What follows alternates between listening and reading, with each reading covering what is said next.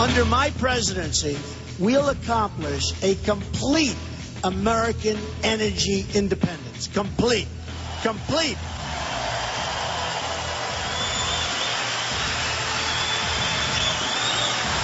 And lots of jobs, lots of jobs. Imagine a world in which our foes and the oil cartels can no longer use energy as a weapon. Wouldn't that be nice? Be very nice. Going to happen if we win. But we're going to win. Donald Trump speaking last week in Bismarck, North Dakota, unveiling his energy policy during a rally there. And we're going to talk a bit about just what Trump has in mind here. Obviously, this is an important issue. And, of course, Mr. Trump has not always been terribly specific as regards various policy issues. And, frankly, even when specific, he's not always necessarily been consistent. But he seems to have come out with a fairly detailed plan, and we're going to be talking about that tonight with Brigham McCown, an attorney, chairman of the Alliance for Innovation and Infrastructure, and former administrator at the PHMSA. Thank you for being with us tonight. Hi, Jim. Great to be on with you, as always. Thank you very much. Let's start just as an overview.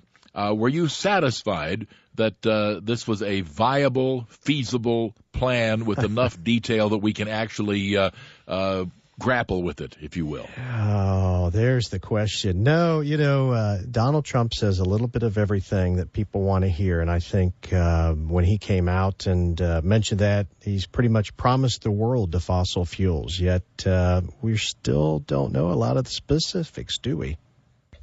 Well, I didn't think so, but nonetheless, at least there are some things that he has put forward here. He says the U.S. will achieve complete independence from foreign sources of oil. Right.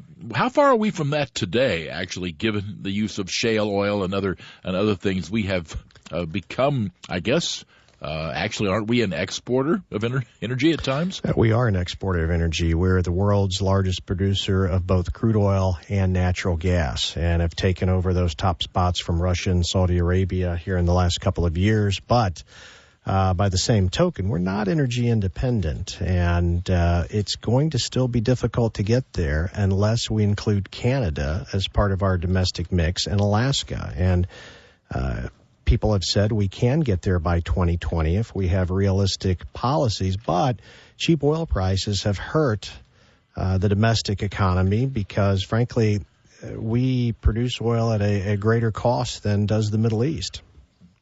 Something else we should also keep in mind, I suppose, is that not all oil is created equal. There are things called sweet crude and the like. Different types of oil coming out of the ground may be easier or harder to distill into this or that fuel or whatever may be required. You can't just say oil is oil, can you? No, you can't. That's very true. And, in a barrel of oil, you get so much of gasoline, so much of diesel fuel, so much of kerosene, so much home heating oil, et cetera, pieces that are used for chemicals or asphalt, and it really depends on the type of oil. So all oil isn't created the same. And, what Donald Trump is saying is that he's playing off of, I think, the concerns that many Americans have that we've been captive to overseas oil for many, many, many years. And he's promising this energy resurgence in our country. And, a lot of that depends on factors, frankly, beyond any president's control. Now, looking at some of the things that Trump has also said here, he will regulate less, and to use some of the language that he's used here, any regulation that is outdated, unnecessary, bad for workers, or contrary to the national interests would be scrapped completely. Of course, within that, you've got a lot of differences of opinion about what is unnecessary, bad for workers, or contrary to national interests. So that covers a multitude of possible courses of action. Yeah, it really does. So he's promised to not only boost domestic energy production, but to roll back most of the Obama regulations on climate control and to cancel out the Paris Climate Agreement, all within the first 100 days of his administration. And he's also vowed to cancel He's also promised to revive construction of the Keystone XL pipeline. But this is interesting, Jim. He says in exchange for doing the project, he wants a cut of the action. He wants the American government to get part of the profits, and that was something that the operator of Keystone immediately rejected. Who would get a cut of the profits again? Yeah, he has said he wants the Keystone XL pipeline to be revived, but in exchange for allowing this private company to exercise eminent domain through the U.S., the federal government should get a cut on the profits. I'm not even sure if that's statutorily permissible, is it? I mean, I've never heard of a situation before. I've heard of fees, certainly, that have been placed on companies for this or that. Maybe, for example, tariffs on products being brought into the country, or fees to operate something. I don't remember ever hearing about any circumstance in which Uncle Sam gets, quote, a cut, unquote, that is to say a percentage. That seems to me to be virgin territory. Or maybe I just don't know what's been done in the past. No, it is, and it's interesting because this is sort of the dynamic that I think appeals to a lot of voters of both parties, is that he is taking a different stance. Now we can agree or disagree on whether he's in the right spot, but it is very unorthodox. But he said, quote, the government should get a share of the profits from the pipeline's construction in exchange for what he says is making it happen. And, that's interesting. And, he has a lot of great ideas. I think it's going to be interesting to see, though, if he is elected, how much of what he says today is going to be tempered by reality down the road. Yeah, that's certainly an interesting fact. As far as you know, in order for Uncle Sam to get a cut, I'm not sure he could do that by executive order, could he? That sounds to me like grounds where Congress would have to act and pass a bill that would authorize that. Am I wrong? Yeah, no, I think you're right. It's very murky ground. And the operator, the proposed operator, TransCanada, immediately pointed out that it's the government's role to regulate, not to demand in essence, a piece of the action, right? But this is Trump. He is the wheeler dealer. Let's make it happen. Let's do things. But what translates in the private business sector doesn't always translate into government, and government goes out of its way to not be seen as granting favoritism in exchange for a cut of the action. That does rub a lot of folks the wrong way. Stay with us. More to come as we talk about what Donald Trump has put forward as regards an energy plan. And we're doing so in the company of Brigham McCown, an attorney, chairman of the Alliance for Innovation and Infrastructure. By the way, more about infrastructure here coming up. Also a former administrator at PHMSA. 1-866-50-JIMBO. We'll be back in just a moment.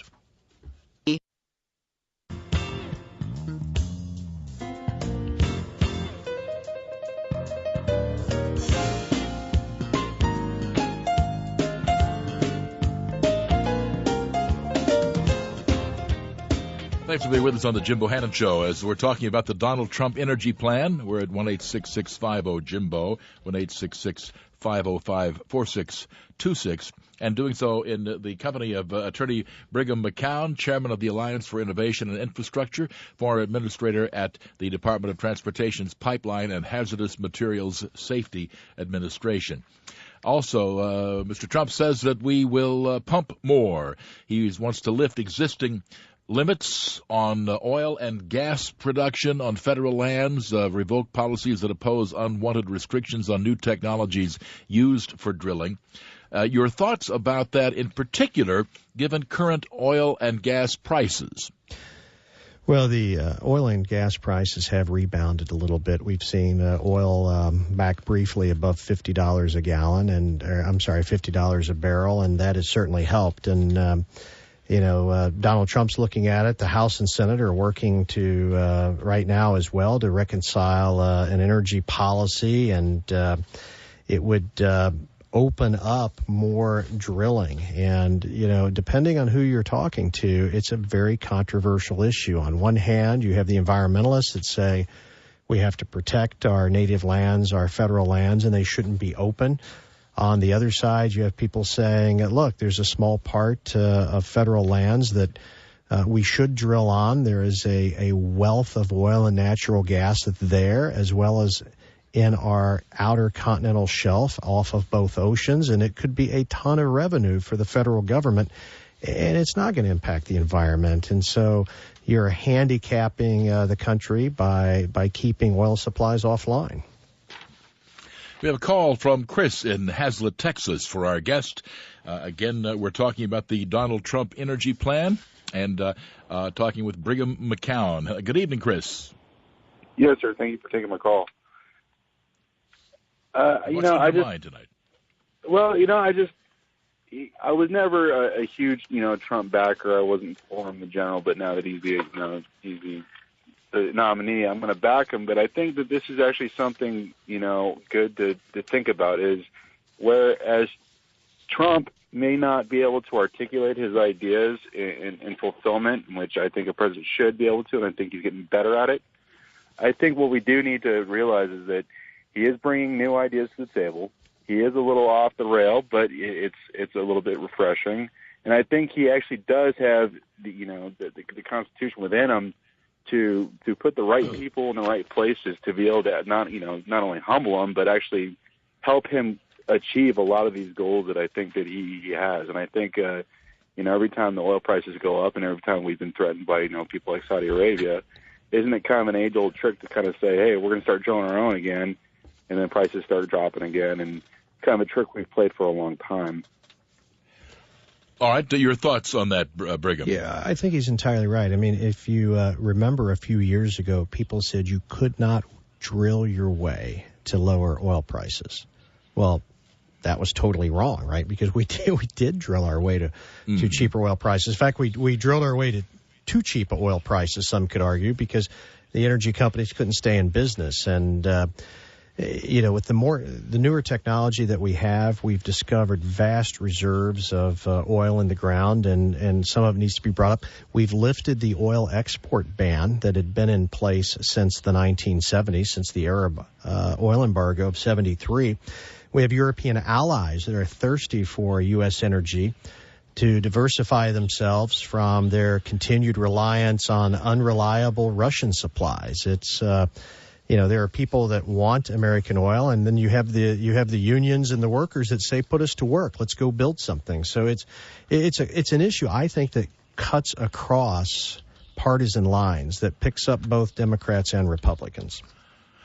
Certainly it's going to be an interesting election just from the partisan perspective this year. There's no question about it that you're going to have divisions unlike any we have seen in recent memory. Thank you for your call, Chris. Other things that we are told that Mr. Trump would do, create lots of jobs. Workers in the oil industry are struggling as a result of countless job cuts caused by the crash in oil prices. Now, if in fact he is going to go full speed ahead on production, how does that create lots of jobs necessarily if, in fact, currently prices are so low that there are a lot of people out of work? I guess I'm missing how these two fit together. Well, no, that's true. And you have to look at the reality is oil pricing is supply and demand. It's not something an American president does. It's not something the Congress does. But I think you can set the rules down to make it reasonable and reliable to produce oil. But this is a global commodity. It's based on the usage around the world, and we have an economic slowdown, not just here at home, but in China and over in the EU as well. So it's not just something the president can control, but the president can set the rules so that everybody can recover. And at the same token, I think, Jim, we've talked about this before too, renewables are making gains and they're starting to offset some need for fossil fuel, and that will end up lightening demand over the years as well. All right. Stay with us, more to come. 1-866-50-JIMBO. Back in a moment.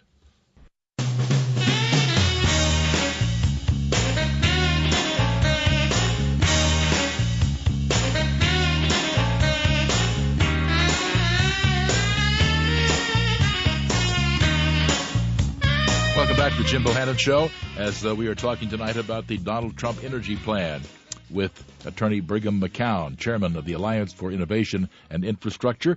Sharon calls in from Crane, Missouri. Hello, Sharon. Hello, Jim. Sir, a quick comment. The environmentalists talk out of both sides of their mouths. The green energy sources that they propose and are behind as far as the solar wind farms, or the wind farms and the solar panels on large areas, are doing terrible damage to migratory birds. So they talk out of both sides of their mouths. Now, a question that I have: if Donald Trump was able to get the Keystone Pipeline through this country and did work out a deal where we could get a percentage of the profit, if that was put into an infrastructure fund and went directly into infrastructure, that would help an awful lot in this country. Which happens to be one of the planks in the Donald Trump energy plan. It does. Brigham? Yeah, it does. And Sharon, thanks for raising that. I mean, we have a huge infrastructure deficit around our country. You see it everywhere you go, the roads, the bridges. The American Society of Civil Engineers, now granted they're into infrastructure, but they say it's costing families $3,400 a year. They've come out with their report card. Dams D, drinking water D, energy D+, levees D-, ports a C, rail C+, roads D, schools D. I mean, it looks horrible. And we have not been investing in our infrastructure over the last couple of decades like we need to. In fact, we've only been paying half the bill. So, there is an argument, and that's actually consistent with President Obama's been asking for a $10 a barrel surcharge on infrastructure, but that's been rejected out of hand by the Republicans in Congress. Interesting. So we may have here a battle between congressional Republicans and a Republican president named Donald Trump. Absolutely. And Trump might wind up actually needing the votes of Democrats to do that? He would, and Democrats have been, just being bipartisan here, Democrats have always been very supportive of adding to infrastructure. It's just that we haven't been able to do it, and people have been arguing back and forth about how to pay for it. Let's talk to Mark in Dallas. Hello, Mark. You guys doing this evening? We're fine, thank you. Yeah, I read James R. Norman's book, The Oil Card, and a lot of this oil pricing is really shenanigans because what they do is Reagan used it to punish the Soviets, and now we're using it to punish the Chinese. And these artificial prices, when a barrel of oil should be $20, is hurting us because it hurts the American economy. The higher your energy costs are to produce products, which is put up on the backs of the citizens. Not to mention that the states lose a lot of revenue from the gas taxes from people buying less fuels. And that's why you have these infrastructure shortfalls, because there's less taxes being collected on the sales of it. So I don't know how these people come up with these schemes that end up hurting us and not helping us. All right, let me ask our guest then, to what extent, if we were just to remove all barriers and let the market produce what it would we be producing as much or less or what? Because obviously at the current prices, a lot of companies are on the brink of going under. Yeah, I think the market is reacting. I mean, I appreciate Mark's call, but, I think we have had a lot of energy companies going under because the market does work, and the market's been flooded with oil, and that's reduced the price. The amount we recover off of oil is based on usage, so that I don't think really comes into play. But the market does work, and to some extent, at $20 a barrel, I'm not sure fracking technology works that well. We need oil to be somewhere around $65 a barrel. The oil companies say, I don't know whether I agree with that or not, but that's what they say they need to be profitable and keep this sustainable. All right. About 20 seconds to go here. What's the number one thing you would like to tell Donald Trump about his energy plan? Well, I'd like to tell Donald Trump he needs to be reasonable, needs to understand that wheeling and dealing works in the private sector, but when you're a government official, you've got to look at other issues, and you're a little more constrained in what you can do. And I would think that he ought to get the best minds and put the best people to work to come up with the best plan. All right, stay on the line. We'll speak off air. Brigham McCown, he is chairman of the Alliance for Innovation and Infrastructure, former administrator at the Pipeline and Hazardous Materials Safety Administration. I'm Jim Bohannon. This is Westwood One.